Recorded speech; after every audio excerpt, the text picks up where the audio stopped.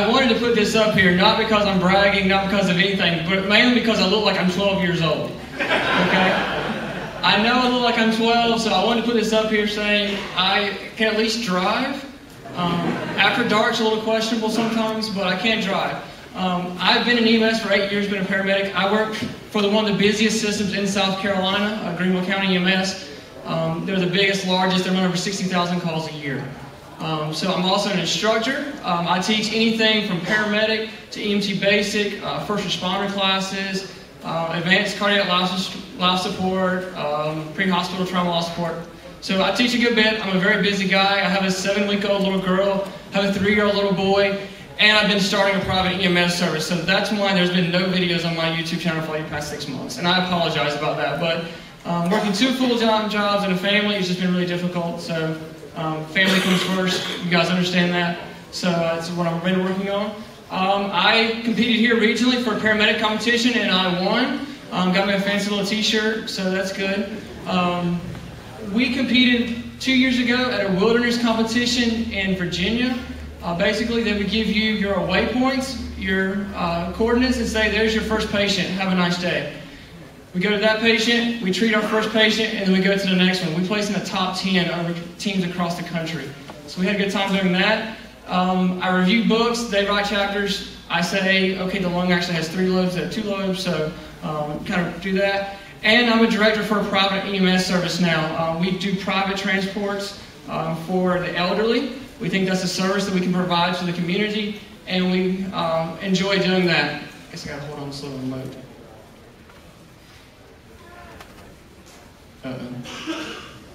Okay, my first lecture today is going to be on trauma. I say lecture, I don't want you guys to fall asleep. So my first talk is going to be on trauma. This guy's actually alive and talking at this moment, by the way. This is a 12 gauge to his face. So I want to get a good gruesome picture so everybody can wake up. This is going to be a real quick lecture or talk about trauma assessment. I'm not here to teach you everything you need to know about trauma, guys. I cannot do it. The paramedic is an associate's degree. It's over 2,000 hours for me to teach you everything about being a paramedic. I cannot do that.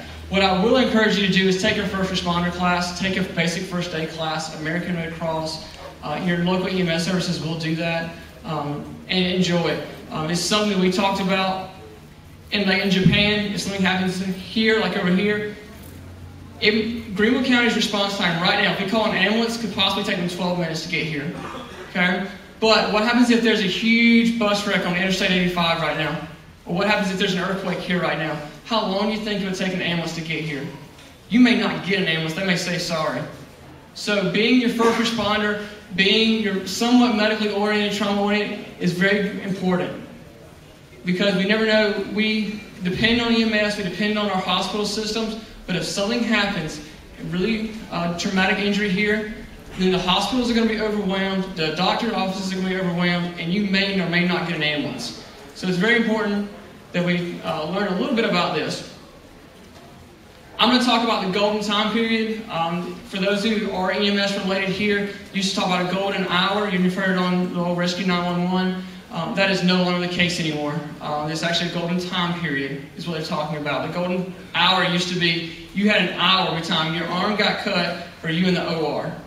Well, if your arm or your femoral artery gets cut, you have about 3 minutes to stay alive or you die. So that hour really doesn't come into effect there. If your femoral artery gets cut, it's about the size of a hose pipe and you can bleed out before you get out to the parking lot if you don't know how to fix it. Recognize quickly these trauma assessments, we're going to talk about that, and then management of life threats. Scene size up. I don't know if you can see it very well, but there's just some guys that are in level B suits. They're not quite level A, but those are level B suits. And they're doing something with hazmat related, and you see a guy standing in short t-shirts. Scene size up is very, very important, okay? Scene safety is number 1, okay? If you get hurt, or you're a family member, or if I get hurt, I'm no good to you. So being scene safety, making sure that the scene is safe, whether this be out in the wilderness, or be out in a parking lot where somebody's been shot, or something like that, we've got to make sure that the scene is safe for us. Because if we get hurt, I'm no good to you. So making sure that the scene is safe. Sorry, I can't stand still, so I apologize. How does the situation look? Do I have someone that's off in a ravine that I cannot get to? Or is there a bunch of gangsters standing around this kid that's been shot? I got to make this thing safe somehow, okay? If I'm not in uniform, I have a concealed weapon on, by the way. And I also have chickens, and I garden and do all that stuff. So I'm with you, just so you know. Any hazards? If you smell something funny, you probably don't need to be smelling, okay? If you smell the sweet almonds, like Mike Wilson, we can talk about that. You smell the sweet almonds, cyanide, you're probably dead anyway. So don't worry about that.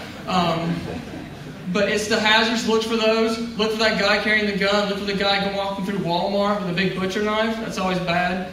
We just had that recently here in the upstate. He was shot by 3 officers and lived. So that's a whole other subject. How many patients do you have? You know, if I can go one-on-one with you, I can save your life, God willing. But if something happens to all of you, some of y'all are in trouble. Just saying.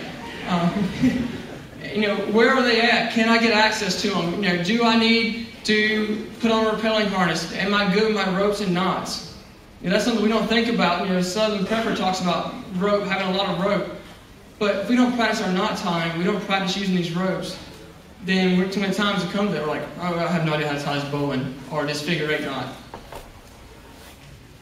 Find and correct life threats. I try to find some good pictures here, but we've all seen those where the knee is like pointed at a 90-degree angle or the arms twisted up above their head. Generally, that stuff will not kill you immediately. Eventually, yeah, infection's going to set in, and eventually, yes, you will die from that. But immediately, the ones you look at going, oh, wow, that looks really gross, it's probably not going to kill you. It's your airway that's going to kill you, your breathing, and your circulation. Okay, I think I put one of my slides. All bleeding stops eventually. Okay, so we got to get that stopped.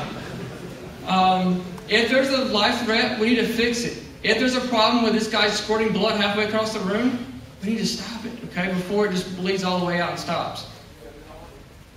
So, what is going to kill my patient? What is going to kill your brother? What is going to kill your wife, your little boy?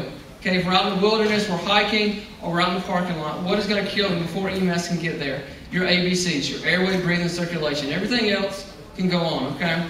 We can worry about infection later, but our airway, breathing, and circulation is what's going to kill you immediately. And I talk really fast, so if you need to ask me questions afterwards, please, by all means, do. One of the main things we do is when we're going to control airway, we have to hold the head still, okay? Because if you move their head and they have a spinal cord fracture, bam, you might as well just give up. So we hold their head still. You don't have to pull traction. In one of the videos me and Such did, we put backpacks on either side of his head, okay? Because if I reach down and hold this person's head, I'm done. I'm locked in place. So if you can just put backpacks, some kind of something to hold the head still. Because if you do have a spinal cord fracture, 1 centimeter of movement of the head will fracture the cord. And now you're paralyzed, your body's paralyzed, so that's no good. They're probably going to get really mad at you. So hold the head still. That's the main thing. When you open the airway, there's a couple of different things we can open the airway, and I've got but pictures in my next slide to make you stay later on in the afternoon. But how to hold the airway is a jaw thrust maneuver.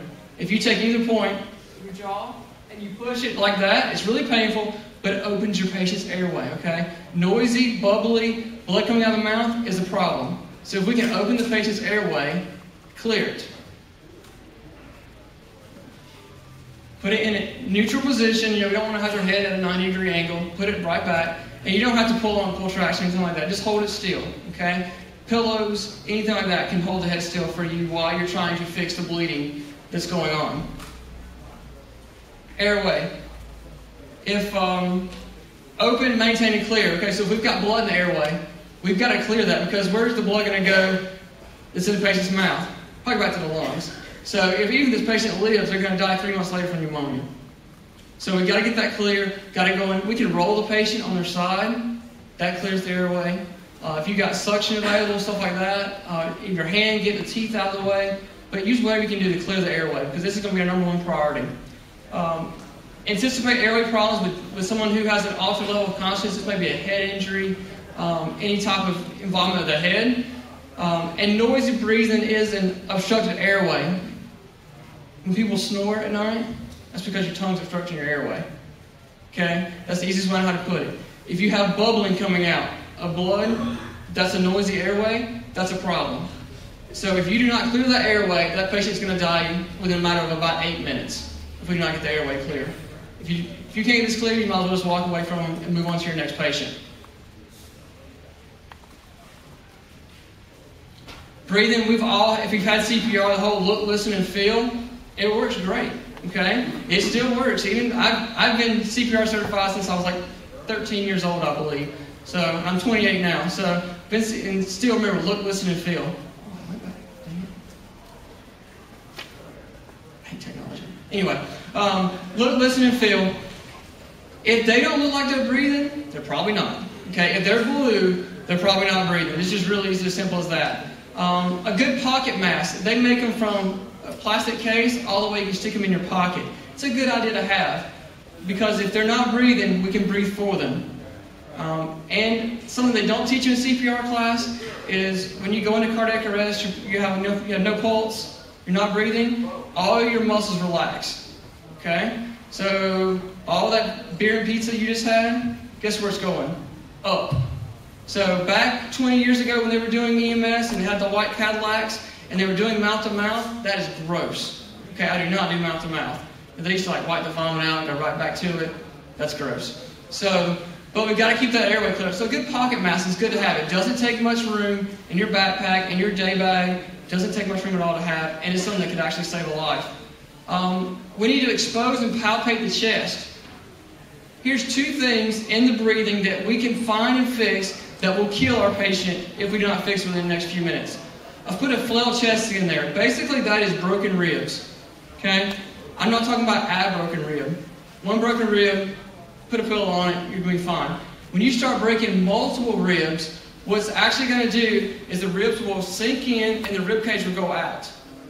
So they move, seesaw, breathe like that. What that would do is it would collapse one lung. So now you're down to one lung. And if you've been smoking for the past 20 years, or you're not running a marathon, you probably can't survive very long on one lung. So we need to fix that. All right? How do we fix that? The easiest thing is to pick your hand and put it on that patient's chest. Done. That will control the ribs and will prevent that lung from collapsing. Okay? We can also take a big pillow or any kind of bulky dressing, put it right there. That will stop this flail segment and will save your patient's life. Okay? Whether they've fallen down a ravine, fallen hiking, or they've been in a car wreck, this will save your patient's life, just as that simple. Open wounds. Gunshot wounds, knife wounds, it creates an air pressure into the chest. Air goes in and out through the mouth. But it's going to take the least route of resistance when it does this. So if you have a gunshot wound or a knife wound, guess where the easiest route is? Right here. So guess what you're not doing? You're not ventilating. The easiest thing to do here, once again, put a hand on it. Your hand can fix a lot of things in this trauma situation. Put your hand on it, that will create a seal. When you create the seal, your patient will start breathing again. Where they were once blue, now you're going to start looking warm and pink again and start looking a lot better.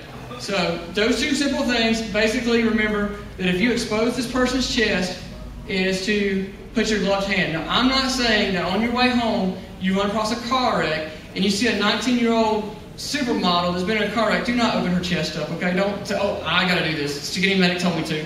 And cut her shirt off. Please do not do that, okay? Because I don't want to get any emails on that. But this is talking about life-threatening injuries. One of my last slides here says if they look sick, they probably are sick. We've all seen this on the news. We've seen it on TV. We've seen it in real life going, oh, they do not look good. If they don't look good, they're probably not doing very well. But do not expose a 19-year-old supermodel's chest because skinny medics told you to. Circulation. Is their heart beating? This is really easy to find out, okay? Put your hand on their wrist or on the side of their neck. If you feel bump, bump, bump, their heart's beating, okay? It might not be beating very well, but it's beating. That's important to find out. If it's not beating, stay for my next lecture. We're going to talk about doing CPR. So we'll fix that. If your patient has a radial pulse, who cares about the blood pressure? Okay, we always worry about the blood pressure. And Grady wants to know how high our blood pressure is. Well, in trauma situations, we want to know how low the blood pressure is. So if you have a radial pulse, we're good. You're fine. If you do not, you have a carotid pulse, it means your blood pressure is really low. It means that blood went somewhere. Whether it's externally or internally, we need to figure it out. Now, internal bleeding, I can't help you with that. You need an OR, you need a physician. External bleeding, we can fix that. Is there serious bleeding? When I say serious bleeding, I'm talking about blood squirting and hitting the front row right here. Okay? That's arterial bleeding, that is high pressure. Okay? You can bleed out within several minutes of someone who's squirting blood across the room. Okay? Now, I have a nice little cut on my finger. I'm not flicking you off, but this is not serious bleeding. Okay? Bandage and took care of it. Good to go. A minor laceration, I'm talking very minor, that's just oozing blood, is not a serious bleeding. Okay? It may look bad. If you get a little minor cut to your face, it bleeds a lot. But that's vascular, okay, guys? That's not serious bleeding. You will not bleed to death. You may get infection. You may die from that. It's really horrible death. But you're not going to bleed from that. I'm talking about serious blood squirting across the room. And if they don't have a pulse, we're going to start CPR. I had the opportunity. I was trying to do something medical. I was like, man, what do I do? What do I talk about? Had a chance. If I can teach 300 people here how to do CPR, we're going to do it. So I'm very excited about that. So stay for my next lecture. Don't go away. Don't go to sleep. So what if we do have this serious bleeding? And I'm talking about bright red blood squirting across the room, and you will see it, okay? It's just obvious. Direct pressure, guys. Just put your hand on there, okay? Control the bleeding. If you have no open wounds on your hand, meaning no cuts, no arms like that, the chances of you getting hepatitis B or AIDS or anything like that from your patient is slim to none, honestly. Your skin does a very, very good job of being that barrier. So, I'm not saying go grab anybody's arm that's bleeding, grab a hold of it. But if you can save a life, the chances of you catching something are very, very slim to none. And we're talking about family and friends, stuff like that. It's a whole other ballgame, but really you can't. Tourniquet. For those military guys, thank you very much for this. The ones that are serving in Iraq, they are really coming along for this. And that's how it comes to our medical stuff, is what they're doing over there. When I first started EMS 8 years ago, they were like, do not tie tourniquets. Their arm will rot and fall off. Do not do it. Now, they're actually saying, what the heck, let's tie these tourniquets. Because over in Iraq right now, they're using what's called the CAT tourniquet. And someone had one back there on the display table when we were talking about it. I thought somebody said. He's got one. That thing is awesome. I used it on a 12-gauge shotgun to the leg. The guy would have bled out, and I put the CAT tourniquet on and saved his life. He walked out of the ER. So I keep one in my hunting bag, just in case, you never know what happens. But I keep one. You can order one, just Google it. They're great to have. It ties the tourniquet. It will control and stop the bleeding. You can put it on a leg, arm, just don't put it around the neck. That's usually bad. But any kind of extremity, it will control the bleeding. Okay, you rotate it, tighten it up, it's going to stop. Take it to the hospital, the OR will release it, and everything's good to go. They've been using tourniquets in the OR for years. We were just pre-hospital, we were scared about them, and they're like a big no-no. But now, they're trying. You can use cravats, you can use any kind of, as long as the webbing, you want it about 2 to 3 inches wide. You can just keep rotating it until the bleeding stops. Once they do that, they'll take them to the OR when they get to the hospital, and they will fix them. The arm will not rot and fall off. Okay, they're showing it now. All bleeding stops eventually. Okay, so like I said, if you get a femoral artery cut here across your leg, it takes you about 3 minutes to completely bleed out every ounce of blood in your body. So I can't make it out to my truck in 3 minutes. So having that, the SWAT teams now are using them a lot. The CAT tourniquet is very cool. They're reasonably priced, and they're small package for us backpacking, hunting, stuff like that. We have them there. You cannot treat what you cannot find. There again, guys, I'm not saying cut the shirt off the 19-year-old female. Please do not do that. But if your buddy looks sick and looks bad, we got to cut him. Okay? Even though you may see blood on his shirt, but I'm not sure where that's coming from, you've got to expose him. You cannot fix it unless you can find it. Remove all the clothing. When I say that, though, we need to cover him back up. Because if your buddy looks sick, he probably is sick. He's probably bleeding, whether it be externally or internally. That's going to lower his blood pressure, and he's going to die on you if you do not fix him. One of the things that can kill your buddy is shock. We need to fix shock by covering with a blanket. Okay, that keeps the body warm. You can also elevate his feet. Take a backpack, stick it up under his feet, elevate his feet like 6 to 12 inches, and you will keep the blood pressure going from the feet to his pelvis. So shoot, Don's holding another 2 minutes. I'm going. All right, he lost, yep. If the patient looks, he's sick. Wow, I have a conclusion slide too, that's good. We talked about staying safe, making sure you stay safe. If you get hurt, you're no good to your buddy. Okay, if I get hurt, The paramedic gets hurt or killed, we're all screwed. So do not. ABCs is what's going to help your patient. Okay, that's what's going to stop your patient from dying. And above all else, do not do any further harm to your patient. Okay. Talk about some minor injuries too. Broken extremities, abrasions, minor lacerations like that. They look minor, they look nasty, but you're really not going to die from them immediately. Like I said, this was not just a tell-all about trauma assessment. Please, I encourage you to take, even if it's just a basic first aid class. They can do first aid classes like 8 hours, and it teaches you the very basic. So I encourage you to do that. If you want to get your paramedic, it's an associate degree, it's about 2,000 hours. Go ahead. If you have any questions, I'll be around today, and there's my email address. Please feel free to email me with anything, and I will answer your questions. Thank you guys very much.